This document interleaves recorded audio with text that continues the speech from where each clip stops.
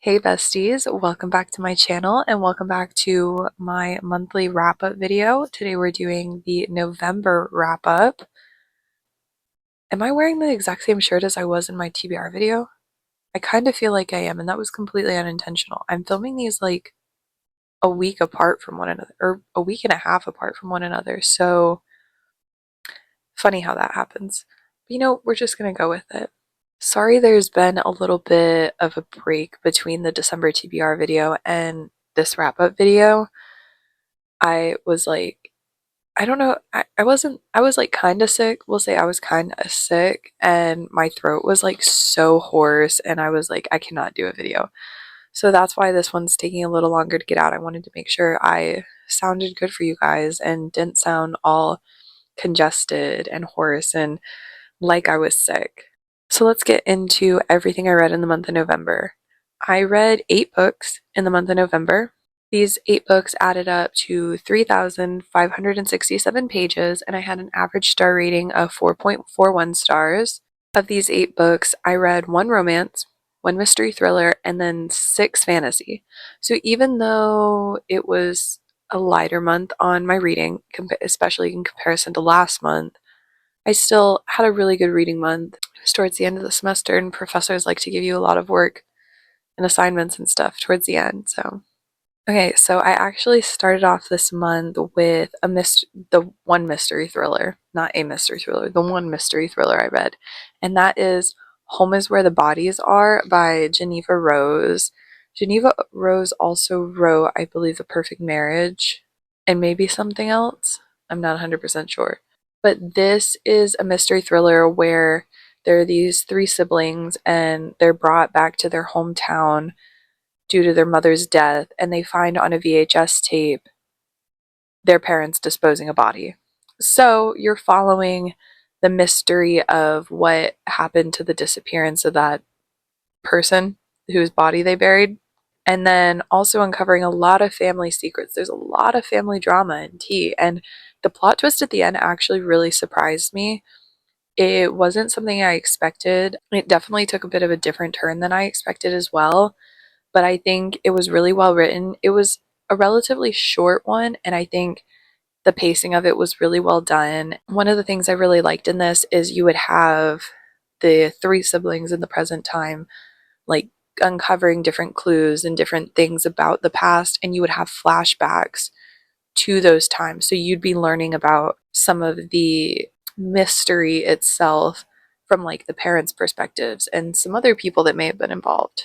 So I think that was really interesting, and I think this one was really well done. I realized I didn't say I gave this a 4.5 stars. I thought it was really well done. I would highly recommend if you want like a short, easy mystery thriller about a hidden body. Okay, next up, I started a series that I'd been wanting to start for a while. I had the first 2 books and a novella, and I'd been meaning to start it for a while and had been really interested because a lot of people have talked about how much they loved it, and that is The Serpent and the Wings of Night by Carissa Broadbent. I finally read this. I thought it was a great novel. I ended up giving this a 5 stars. I thought it was a really well done story. I really found Aurea and Rain's characters very interesting, and I was really intrigued by the plot of the trials and stuff. I am really looking forward to continuing the series.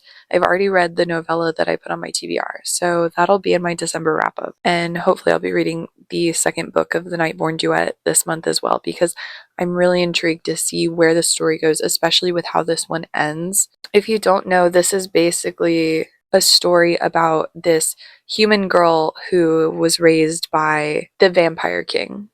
She was raised by the Vampire King, and she's thrown into these deadly trials because the winner gets like a wish granted by the goddess of the vampires. So you're basically following her throughout all of this, and she meets Rain, and I really liked their relationship and dynamic, and I'm really interested to see how the second one continues with how this one ends. So I will be hopefully reading that soon, and I can find out. So next up, I actually finished a duology I started last month. I started the well, not last month because it's December now, but when I started in October, I started towards the end of October, and that was the Coven of Bones duology. And so I read The Cursed this month by Harper L. Woods. This is like a direct continuation of that book. And I don't know if there's going to be more than two books in the series. As far as my knowledge is, there's only two books. It's only a duology. I ended up giving this one a 4.5 stars. I thought it was really good. I kind of liked it more than the first one, but this one is definitely a lot spicier than the first one. I don't know if you'd call it romance. It's you have a very morally gray male love interest, and that's all I'm gonna say. If you want to hear my thoughts on the first book in the series, watch my October wrap up because I talk about that one a little more and I talk more about the synopsis. This is the second book in the duology, so I can't really talk much about the actual plot itself. But these are really short. They're like both under 300 pages. So if you're interested in a witchy, fantasy, academia kind of vibe that's really short, I would recommend reading these if you like spice. If you don't like spice, you may not want to read these. But yeah, that's all my thoughts on this book. It was good. I rated a 4.5 at the time. I think I'm going to stick with that because I don't really want to go and like lower it. But it was good and I would recommend it. So next up, I started another series.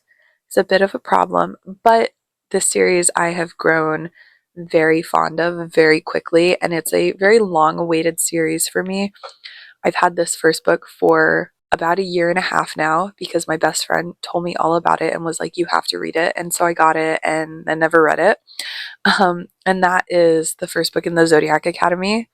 This is The Awakening by Caroline Peckham and Suzanne Valenti. If you don't know what these are about, if you haven't seen these all over book talk or people talking about these, you follow the Vega twins and they discover they are descended of the king and queen of this Fey realm, and they basically are taken back to the Fey realm and have to attend Zodiac Academy, which is an academy for Fae to learn their specialties. It's brutal. People aren't very nice, but they have to graduate from there in order to earn their inheritance. But people are brutal at this academy. This is a bully romance, so if you aren't that big into that, I wouldn't recommend it. However, this is my first like time reading a bully romance and I'm highly entertained. Real life, this is a million red flags in the book, but in a fantasy book, it works. I absolutely love this. I ended up giving it 4 stars because it was just the first book, setting it up, the story, the realm, everything, all the characters. There's a lot of characters, but you end up sticking with those same characters throughout the series. Like I'm flying through the series and I absolutely love them. I find these books really entertaining, and the storyline itself, the plot, is pretty interesting. So if you can live with 2.5 books of just pure entertainment before you get to real plot, then I would highly recommend these books. I think you'd like them. If you just read the first book, I would highly recommend at least reading the second book to see if you enjoy it. If you're still on the fence after the second book, read the third book because I feel like that's a big determinant of whether you will like the series or not. But anywho, recommend if you like any of the stuff I talked about. Next up, I read House of War and Bone by Leah Stone. This is the second book in, I think it's called the Gilded City trilogy. It's a really short YA fantasy trilogy. I'm trying to figure out how to describe this series. You have these three houses, and each one that people are born into, they have different powers, and then you have people that don't have powers. There's actually a lot to it in these books that I'm like, I don't necessarily know how to describe it. You're following Fallon as she discovers her place in this world and stuff. She's actually a lot more important than she ever thought she was, and she's very crucial and vital. I don't really know what else to say about this. I gave it a 3.5 stars. I thought it was good. I don't think it was as good as the first one, but we did learn a lot more about the world itself from this one. So I did like that aspect. Like I said, the books are like really short and really easy to read. I think I read it over 2 days. I read it really fast. Yeah, I mean, it's like it's a fun, easy YA fantasy. Doesn't take a whole lot of brain power. There is romance, so if you like that, I would recommend. Hopefully, I'll read the third one at some point. Yeah, that's all I got. Okay. Okay, y'all. Next up, I ended up finishing the fifth Harry Potter book, Harry Potter and the Order of the Phoenix. I'm just going to talk about it briefly because I am working on my Harry Potter reading vlog. I know I said it was going to go out by like late November, but I didn't finish the other two books until early December. So we're looking at mid-December for this reading vlog to go out. I'm gonna start editing it very soon and try to be on top of that. So it should be out by mid-December, according to how I have everything planned. I mean, Harry Potter, 5 stars, love it. Yeah, amazing book. This one was really good, and all of them have been really good. Highly recommend Harry Potter for any age. Doesn't matter what age you are. I mean, I'm almost 23 and I am absolutely loving the Harry Potter books, so do with that what you will. Okay, so next up, I actually continued a series that I started this month. I continued the Zodiac Academy series. This is the second book, Ruthless Fae, and I gave this a 4.5 stars. It was better than the first one. If you don't know, the books are direct continuations of one another, so it's almost like you're reading one large couple thousand page book if you just read them back to back. There's not really like a time break between the two. You can read them back to back and just flow from one into the other. So I would highly recommend like maybe always having one on deck when you're reading so you can have that option to jump right into the next one. I know I needed that, and when I didn't have that, it was kind of torture waiting around for the next book to come in. So I'm not going to talk too much about what this is about because it is the second book, and I talked about the first book and what the world's about. So yeah, we're gonna leave it at that. This one was amazing. It was better than the first, and the books just continuously get better. So highly recommend if you want some good romantic entertainment. Yeah. For my one romance, I actually read an early ebook copy of a new Sarah Adams book, Beg, Borrow, or Steal. I'll make sure to put it on the screen right here. This is the third book in the When in Rome series, and it does not mean Rome, Italy. It means Rome, Kentucky. I gave this book a 4.25 stars. I really enjoyed it. I thought it was a really cute romance. This is my second Sarah Adams book that I've read, and I find her romances really easy to read, really fast paced. But one of the things I really liked about this one is I felt like it had more emotional depth than some of her previous ones. The characters had their own personal emotional problems that they were trying to deal with throughout the story.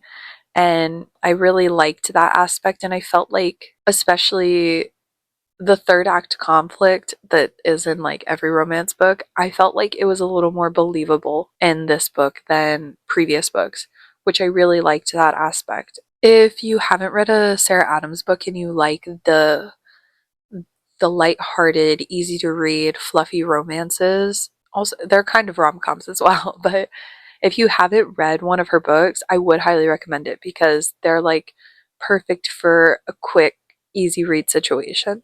So this is all the books I read in the month of November. Yes, November. I thought it was a really good reading month. I enjoyed basically everything I read. I did a lot of mood reading, so I did not read much of my TBR at all. So that's entirely my fault. Well, no, I was mood reading, so we're gonna go with that. But I thought it was a really good reading month. I hope that December is just as good of a reading month, especially since I chose my own TBR just based on what I think I'm gonna like. And I've already started to check some of that off. So It's already looking more promising than previous months. But if you enjoyed this wrap-up video, make sure to like it, leave a comment if you've read any of these books, or if you want to read any of them but are unsure about them, if you liked or didn't like any of these books, any future video ideas you want to see, or some books you want to see me read, feel free to leave those down below. Make sure to hit the subscribe button if you're new to my channel and turn on the notification bell to stay updated on all my content. And I will see you guys in the next one. Bye, guys.